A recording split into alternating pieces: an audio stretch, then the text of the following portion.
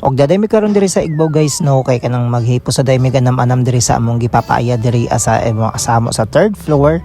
Maong nag-amo na diri ganam-anam og limpyahan. Og napansin niyo guys no, tura dito akong ate, so kaya sa lang kunong gilimpyahan da ang mga yero kay yamo na siya isa ka nga to sa fourth floor kay para dili siya dito ang makuan sa Igbaw. Tungod kay dili man gud naman kaya siyang isa ka sa Igbaw, so nag-hire na pud mi og tawo kay para mao na pud na ang magsaka ngadto sa pinaka-Igbaw mo na siya guys, kay para matuhay na ngadto sa Igbaw ba. So kailangan manggod nang kailangan may alerto gud kay yero kasi na siya guys no, so lisod na no, di man na gud namon na siya kayang isa ka ngadto sa Igbaw mo nang nag-hire mig tawo para siya magkat-katan ang ngadto pa Igbaw. Og dili lang gud siya guys ang among gikuha guys, so bali duha na sila na tawo, so siya ang magtunol diha sa Igbaw ngadto tas napoy magkuha ngadto sa Igbaw, so siya ang mag-abot ngadto pa Igbaw kay para siya pod ngadto ang mag-arrange ngadto na pod sa pinaka fourth floor. Kay mao day na diha guys no, nga gipalimpyahan da sa akong ate na ang ubos kay kailangan na kasi sila event na ganapon. So diri mostly kasi diri guys no, na may mga event diri kasi ganapon namo sa third floor kay dako man siya na space. Siguro diha adto sa ubos namo diha sa third floor